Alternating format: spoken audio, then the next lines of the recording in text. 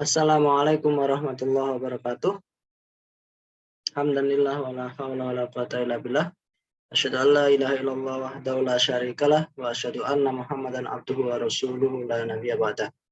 Allahumma shalli wa sallim wa barik ala sayyidina Muhammad wa ala alihi wa ashabi ajmain, amma ba'd.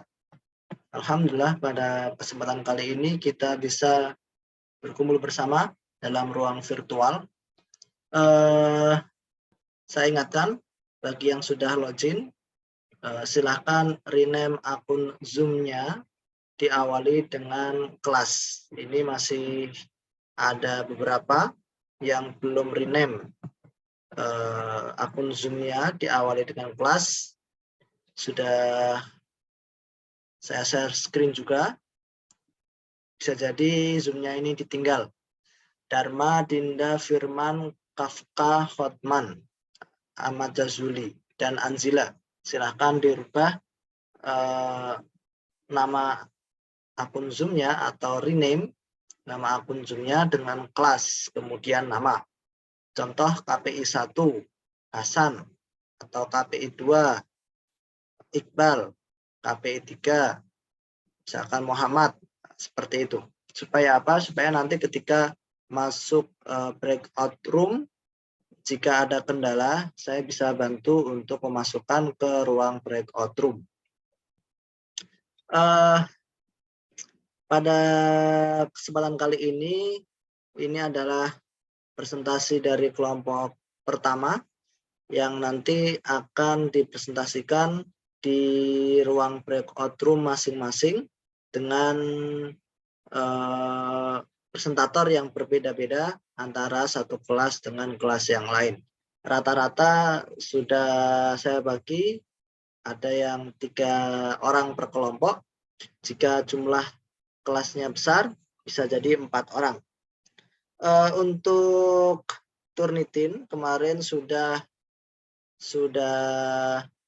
berjalan dan sudah dapat digunakan oleh presentator dari kelompok pertama. Alhamdulillah, ada yang hasilnya dari beberapa kelas ya, ada yang hasilnya kemarin 31%, nah, batasnya kan 30%, jadi sudah bagus sekali.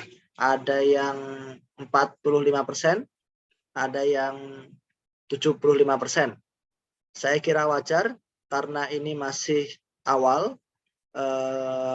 Setelah presentasi nanti, untuk kelompok 1 bisa merevisi, mengurangi bagian-bagian yang dianggap plagiat, silakan dirubah atau diparafrase.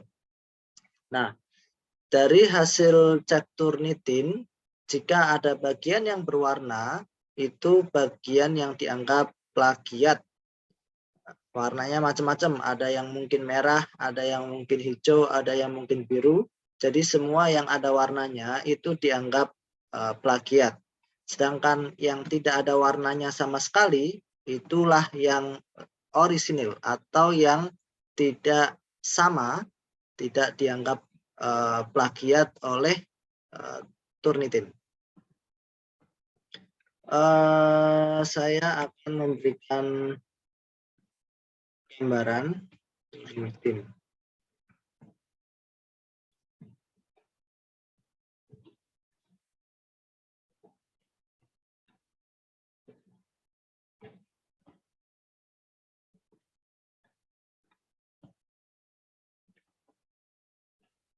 Nah, ini adalah hasil cek Turnitin. Jadi ada yang versi untuk umum, turnitin.com, ada yang versi untuk kampus yang berbayar, yaitu kalau misalkan di kampus kita masih dengan domain yayanjember@turnitin.com. Jadi sama saja sebenarnya dengan Turnitin yang kalian punya di grup kelas. Ini mungkin formatnya agak sedikit berbeda, tetapi hasilnya sama. Similarity atau plagiasi 19%. Ini akan saya jelaskan sedikit tentang Turnitin. Ini maksudnya apa? Ada 1, ada 2, ada 3, ada 4, 5, 6, 7. Jadi di Turnitin itu akan dicari bahwa paragraf ini atau teks ini diambil dari mana. Ini yang dianggap sama. Nomor 1 diambil dari UIN Sunan Gunung Jati Bandung. Nomor 2, Syahrial Ayub. Judulnya parameter fisika. Nomor 3, UIN Maulana Malik Ibrahim Malang. Nah, di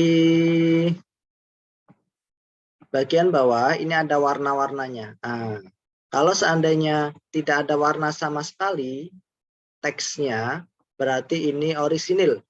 Berarti ini teks yang tidak copy paste, teks yang dibuat sendiri. Tapi kalau seandainya berwarna, ini copy paste. Maka biasanya caranya di parafrase. Nah, di warna ini ada angka 3, ada angka 14, ada angka 12. Itu maksudnya apa? Angka 12, masyarakat yang mempunyai tingkat sosial ekonomi yang rendah, ini diambil dari nomor 12. Nomor 12 itu dari UNED, Universitas Jember. Tahun 2017, bulan 1, tanggal 7. Nah, ini rujukannya di nomor 12. Nah, jadi maksudnya seperti itu. Kok ada angka 1, 2, 3, sampai 14, dan di sini kok ada warna-warnanya. Warna-warna ini menunjukkan itu plagiat. Angkanya ini menunjukkan sumbernya. Angka 3 berarti sama persis dengan yang UIN Maulana Malik Ibrahim. Nah, apa yang dimaksud dengan parafrase? Parafrase itu adalah merubah kata-kata dengan substansi yang sama. Mengganti kata-kata dengan substansi yang sama. Bisa dengan cara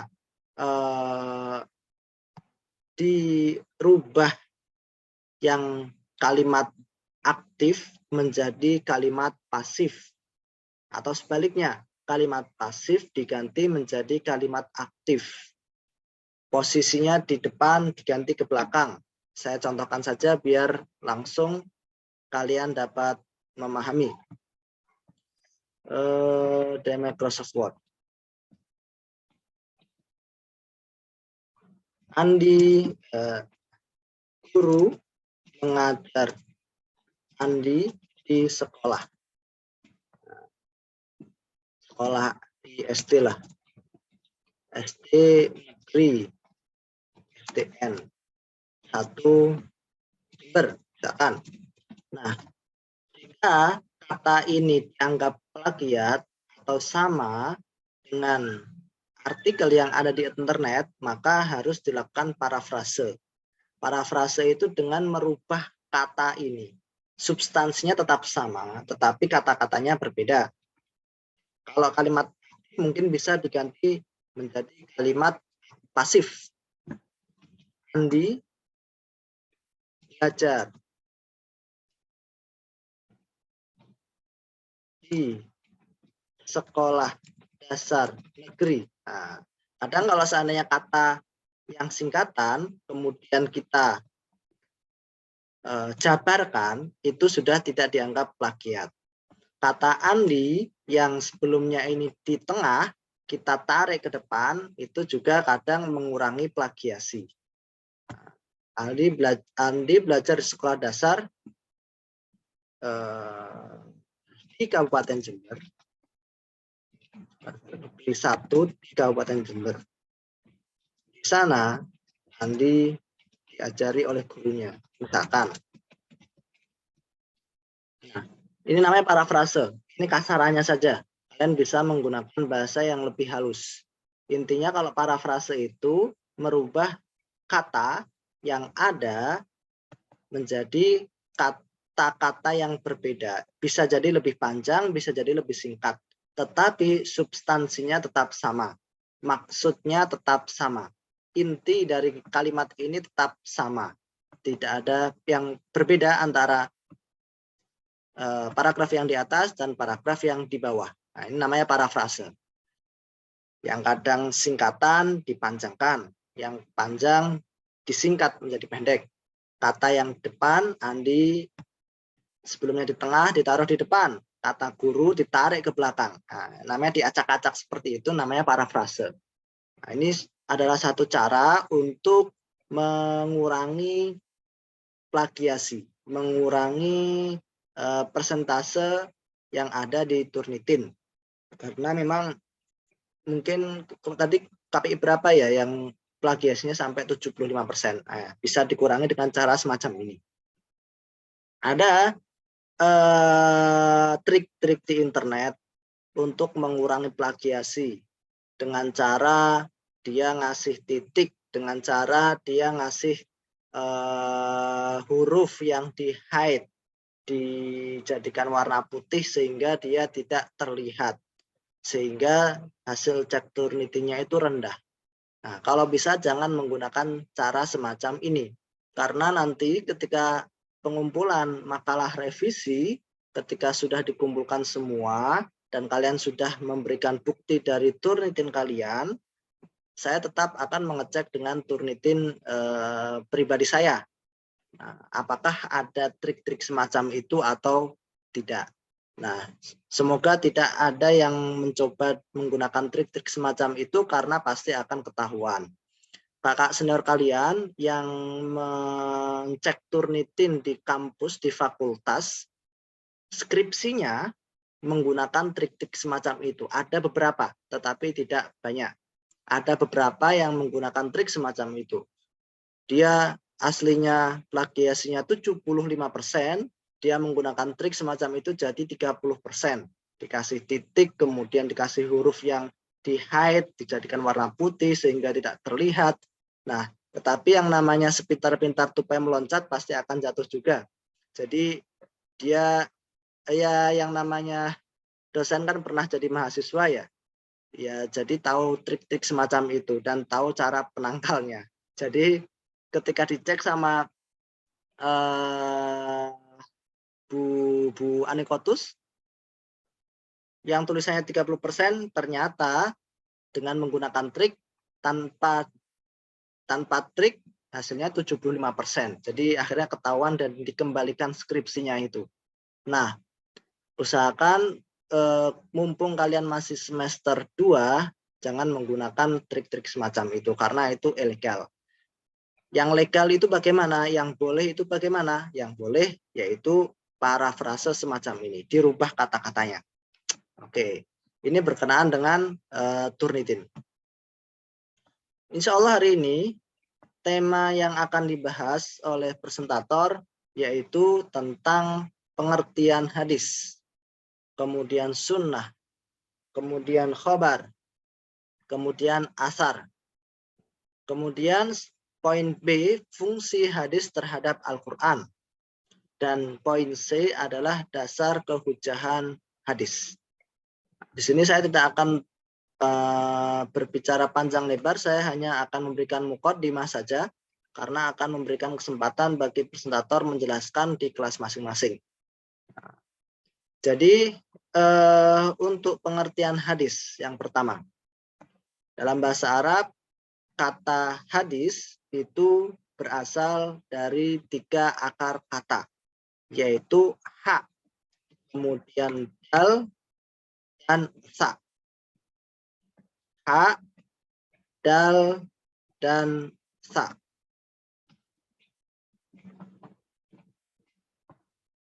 Ha, dal, dan sa. Hadis. Hadis itu lawan kata dari qadim.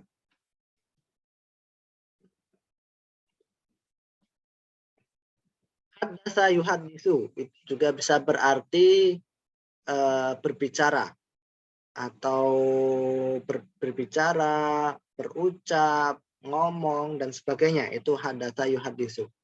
Sedangkan kata hadis itu dalam bahasa Arab bisa berarti jadid atau baru. Lawan katanya itu kodim, yang artinya lama. Ini adalah secara bahasa. Kata hadis secara istilah, secara terminologi. Jadi kalau kalian membahas ilmu fikih, ilmu hadis, ilmu tafsir, dan sebagainya, ilmu agama, itu pasti ada dua definisi. Definisi secara etimologi, kemudian definisi secara terminologi. Apa itu etimologi? Apa itu terminologi? Etimologi itu arti secara harfiah menurut bahasa. Terminologi itu arti secara istilah. Ada etimologi, arti secara bahasa, ada terminologi, arti secara istilah. Apa sih etimologi? Contohnya apa? Tadi kalau dalam kata hadis itu hadasa, itu berbicara. Hadis artinya baru, lawan kata dari kodim. Nah, ini arti secara bahasa. Jadi kata hadis sebelum datang Islam, ketika orang Arab mengatakan hadasa atau hadis itu artinya ucapan, omongan, kemudian sesuatu yang baru. Tetapi setelah Islam itu datang, kemudian Islam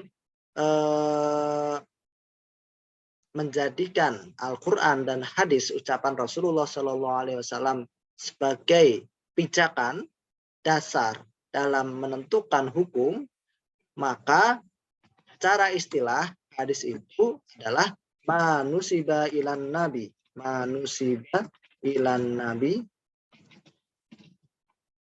min qaulin au fi'lin au takririn min sifatin khilqiyatin wa khuluqiyatin.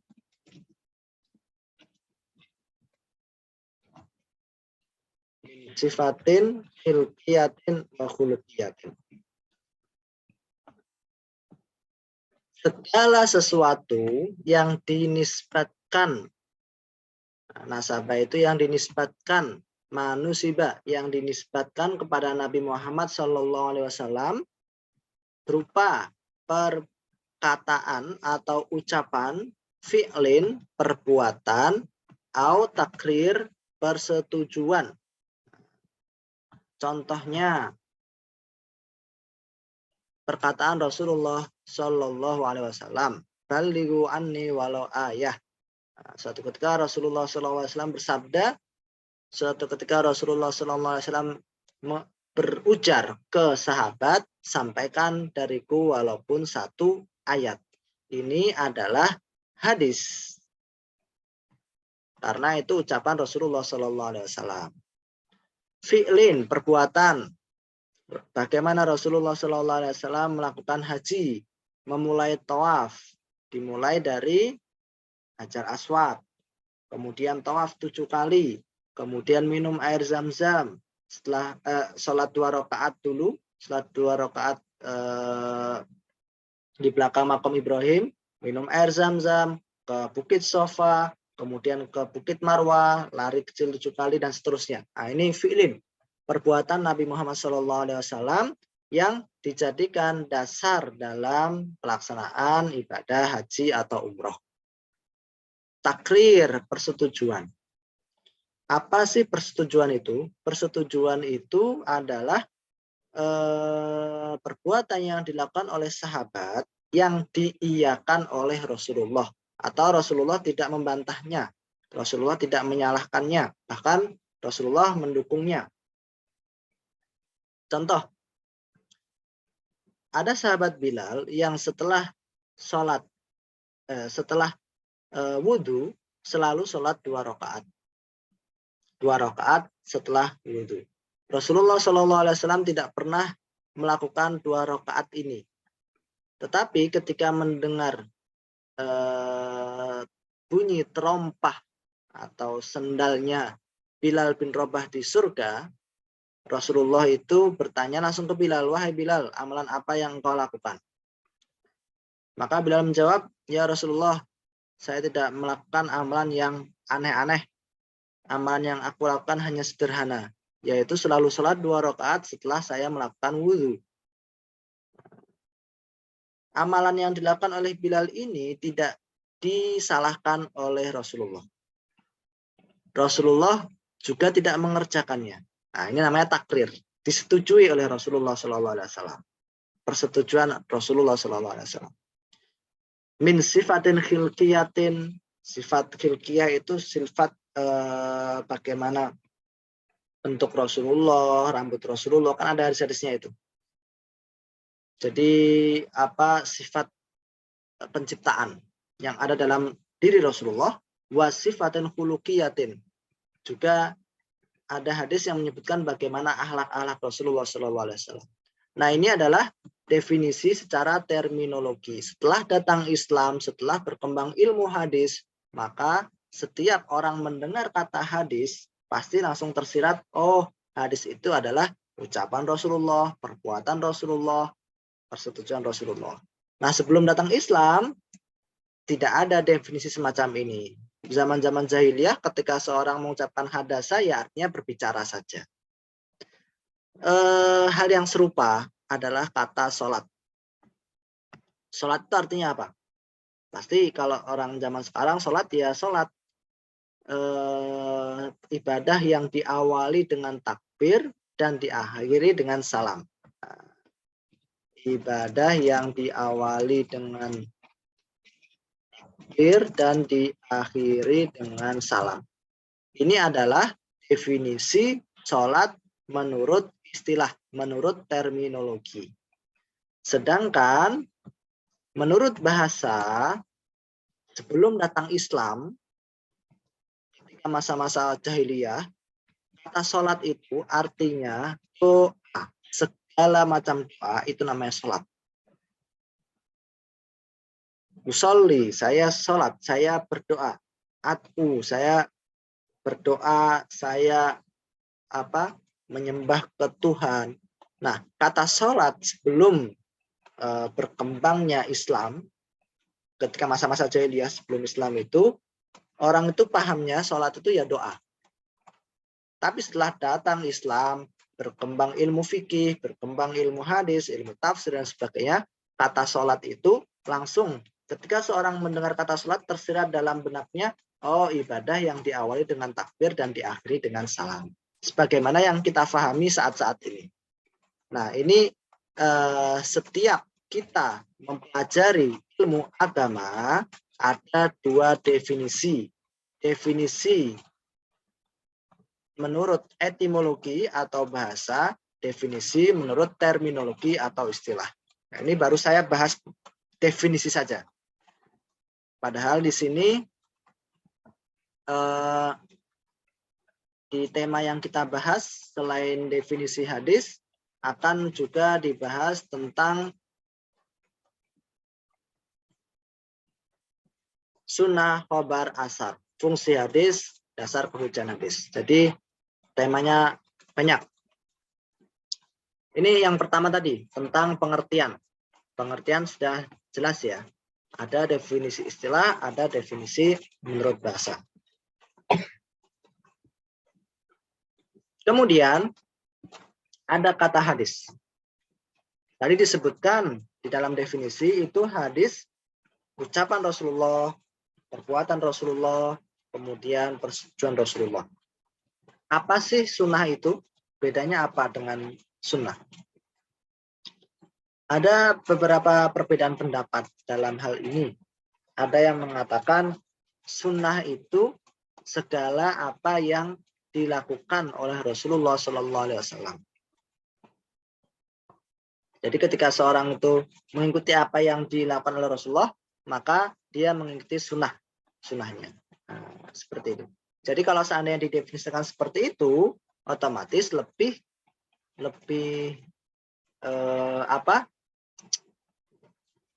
umum hadis daripada sunnah. Kalau apa yang dilakukan oleh Rasulullah berarti tidak termasuk takrirnya, tidak termasuk kaulnya. Jadi lebih spesifik, lebih kecil, lebih kecil atau lebih spesifik daripada hadis. Sedangkan hadis lebih umum. Qaulun, fi'lun, takrir, perkataan, perbuatan, dan persetujuan Rasulullah SAW. Kalau sunnah, ada yang mengatakan apa yang selalu dilakukan oleh Rasulullah SAW dalam kehidupannya, yang sering dilakukan. Salat tahajudnya, tiap malam salat tahajud, Rasulullah tidak pernah meninggalkan salat tahajud. Puasa Senin Kamis, Rasulullah tidak pernah meninggalkan puasa Senin Kamis. Mengikuti sunnah Rasulullah SAW. Jadi kalau diartikan semacam ini berarti lebih sempit daripada definisi hadis. Ini secara definisi. Ada yang mengatakan sunnah itu sama dengan hadis. Yaitu kalau seandainya hadis itu perbuatan, perkataan, dan persetujuan, berarti sunnah artinya juga sama, perkataan, perbuatan, dan persetujuan. Jadi antara sunnah dan hadis itu sama persis. Nah, ini perbedaan pendapat para ulama.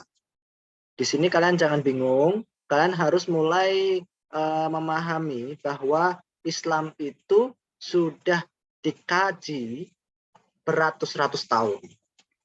Dalam waktu yang beratus-ratus tahun, ulama yang mengkaji itu tidak 1, 2, 3, puluhan, ratusan, bahkan ribuan. Bayangkan jika dikaji oleh ribuan orang, otomatis ada perbedaan pendapat. Jangankan ribuan orang, satu kelas kalian saja 50 atau 40 orang, terkadang antara satu orang dengan orang yang lain pendapatnya juga berbeda. Nah, maka kalian harus terbiasa dengan pendapat-pendapat yang berbeda. Si A mengatakan sunnah sama dengan hadis. Ulama B mengatakan sunnah itu apa yang sering dilakukan oleh Rasulullah SAW saja. Sehingga definisi sunnah lebih sempit daripada definisi hadis. Nah, itu. Baik, hadis sudah, sunnah sudah. Khobar. Khobar itu jamaknya akhbar. Artinya berita. Nah, kata khobar ini kalau dalam muamalah di tanah Arab atau oleh bangsa Arab, dulu ketika saya kuliah di Mesir juga, khobar ini bisa diartikan atau lebih cenderung digunakan untuk news atau berita dalam sebuah media. Akhbar, berita-berita itu dalam media, dalam media online ataupun media cetak dan sebagainya, khobar. Nah, dalam ilmu hadis, kata khobar ini juga dipakai oleh para ulama hadis. Karena khobar itu juga bisa berarti menceritakan kejadian. Rasulullah SAW pernah dalam peristiwa Isra Mi'raj menyampaikan kepada orang-orang kafir Quraisy waktu itu. Dia menyampaikan khobar, Rasulullah menyampaikan khobar. Dan dibenarkan oleh Abu Bakar As-Siddiq. Nah, apa yang disampaikan oleh Rasulullah itu disebut khobar. Apa yang disampaikan oleh Rasulullah juga bisa disebut dengan hadis. Jadi itu khobar lebih umum. Bisa berita yang berkenaan dengan apa yang disampaikan oleh Rasulullah SAW, bisa berita yang digunakan dalam kejadian-kejadian sehari-hari. Ada banjir, itu masuk dalam khobar. Atau news dalam bahasa Inggris. Berita terkini. Itulah khobar. Kemudian asar. Apa itu asar? Asar itu akar katanya 3. Hamzah, sa, dan ro.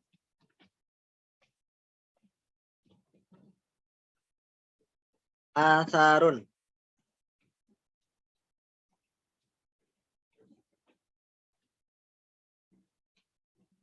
Asar artinya jejak. atau sisa. Ketika kalian berjalan di gurun pasir, pasti ada bekas kaki. Nah, itulah asar. Maka asar bisa diartikan juga dengan peninggalan-peninggalan Rasulullah Shallallahu Alaihi Wasallam. Ucapan-ucapan Rasulullah Shallallahu Alaihi Wasallam.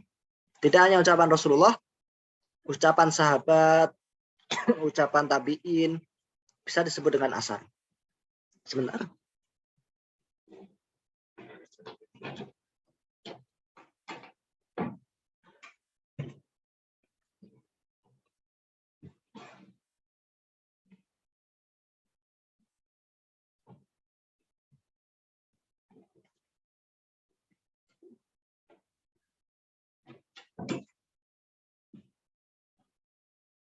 Tuh.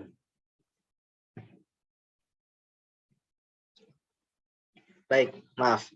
Kita lanjutkan. Asar itu adalah jejak, sisa. Jika kalian berjalan di sebuah padang pasir, maka ada bekas perjalanan. Itulah asar. Peninggalan-peninggalan. Asar ini lebih umum daripada hadis. Kalau hadis, ucapan Rasulullah, perbuatan Rasulullah, persetujuan Rasulullah. Sedangkan asar itu ucapan Rasulullah termasuk. Peninggalan Rasulullah termasuk. Perbuatan Rasulullah termasuk. Akhlak-akhlak Rasulullah termasuk. Ucapan sahabat juga masuk di dalam asar. Ucapan para salafus soleh, orang-orang soleh pada zaman dahulu, tabiin, Hasan Basri, dan sebagainya, itu juga termasuk. Sufyan As-Sauri, Syu'bah, dan sebagainya. Itu masuk di dalam asar. Ucapan Imam Syafi'i, Imam Ahmad bin Hambal, ini termasuk di dalam asar. Jadi asar itu lebih umum daripada hadis. Karena kalau hadis itu hanya ucapan Rasulullah SAW aja, sedangkan asar itu ucapan sahabat, termasuk ucapan tabiin juga termasuk. Nah, ini sudah selesai ya berarti. Pengertian hadis. Pengertian, definisi, terminologi, etimologi. Hadis itu apa? Ucapan, perbuatan, persetujuan Rasulullah, itu hadis. Sunnah, ada yang mengatakan sama dengan hadis. Ada yang mengatakan lebih sempit lagi. Khobar, lebih umum daripada hadis. Karena berita-berita terkini yang ada kejadian alam, banjir, dan gempa, dan sebagainya termasuk di dalam khobar. Tidak hanya dalam berbicara tentang hadis. Meskipun ketika kita sebutkan khobar min Rasulullah, khobar min Abu Hurairah, itu juga bisa disebut dengan hadis. Jadi khobar itu lebih umum daripada hadis. Asar itu juga lebih umum daripada hadis. Karena asar bisa mencakup perkataan sahabat, perkataan tabi'in. Fungsi hadis terhadap Al-Quran. Hadis itu sebagai penjelas daripada Al-Quran. Ini adalah salah satu fungsi dari sekian banyak fungsi. Contoh, sholat. Kalian bisa menemukan tidak dalam surat yang ada di dalam Al-Quran, ayat di dalam Al-Quran, cara sholat itu dengan takbiratul ihram, kemudian membaca iftitah, kemudian Al-Fatihah, baca surat, takbir, ruku, takbir, iktidal, sujud, duduk di antara dua sujud, sujud lagi, berdiri lagi, jumlahnya 4 rakaat kalau duhur. Itu di dalam Al-Quran tidak dijelaskan. Al-Quran, ayatnya itu singkat padat jelas. Aqimus sholah wa atuz zakah. Dirikan sholat dan tunaikan zakat. Tidak menjelaskan secara terperinci. Maka fungsi hadis untuk menjelaskan secara terperinci apa yang umum di dalam Al-Quran. Maka ketika seorang itu hanya memegang Al-Quran saja tanpa mempelajari hadis, tidak bisa karena penjelasannya ada di dalam hadis. Salah satunya untuk menjelaskan apa yang umum di dalam Al-Quran. Masih ada fungsi-fungsi yang lain hadis terhadap Al-Quran. Nanti akan dijelaskan oleh presentator di kelasnya masing-masing. Baik. Kemudian yang terakhir adalah dasar kehujahan hadis. Nah, Dasar kehujahan hadis itu bagaimana? Apa alasan-alasannya? Nanti akan dijawab oleh presentator dalam ruang breakout room masing-masing. Baik, karena sudah jam 2:24, ini saya bagi menjadi 3 kelas, 3 ruang breakout room. Setiap kelas masuk ke ruangannya masing-masing dengan mengklik logo breakout room. Nah, kalau Zoom-nya baru bisa masuk otomatis mandiri. Kalau Zoom-nya lama biasanya agak susah. Maka saya sarankan bagi yang belum rename namanya silakan di rename. Kelasnya dicantumkan di awal KPI 1, KPI 2, KPI 3. Supaya apa? Supaya kalau tidak bisa masuk breakout room sendiri, bisa saya masukkan ke breakout room sesuai dengan ruangan kelas masing-masing. Oh iya, untuk presentator itu ada 3 orang. Untuk moderator dan notulen itu dari kelompok yang lain, bukan kelompok yang sedang presentasi. Jadi fokus yang presentasi atau fokus presentator hanya menyampaikan makalahnya. Yang menjadi moderator, yang menjadi notulen, silahkan dari kelompok yang lain, bebas. Mau ditentukan silahkan, mau mengajukan diri juga silahkan. Itu terserah ke kelas masing-masing. Untuk notulen silahkan cantumkan atau catat NIM orang yang bertanya, karena setiap orang yang bertanya itu akan ada nilai tambahan. Orang yang bertanya, orang yang menanggapi pertanyaan. Menanggapi itu maksudnya bagaimana? Jika ada yang bertanya, misalkan, apa sih kehujahan hadis? Dijawab oleh presentator, bla bla bla bla bla bla. Terus moderator tanya, apa sudah jelas? Belum. Kemudian ada satu orang, saya mau menjelaskan. Ini dari audiens juga. Saya ingin menambahkan jawaban dari presentator. Nah, ini namanya orang yang menanggapi. Orang yang menanggapi itu membantu menjelaskan, membantu menjawab sesuai dengan perspektif dia atau dari pandangan dia. Dapat difahami ya? Baik, ini akan saya bagi menjadi 3 kelas. Nanti selesainya jam 3 pas. Kalau seandainya presentasinya belum selesai jam 3, langsung di-cut saja karena akan dipakai di kelas yang lain. Jadi kalau sudah jam 3, nanti silakan ditutup, kemudian bisa beraktivitas dengan kegiatan kalian masing-masing. Saya bagi dulu menjadi 3 kelas breakout room.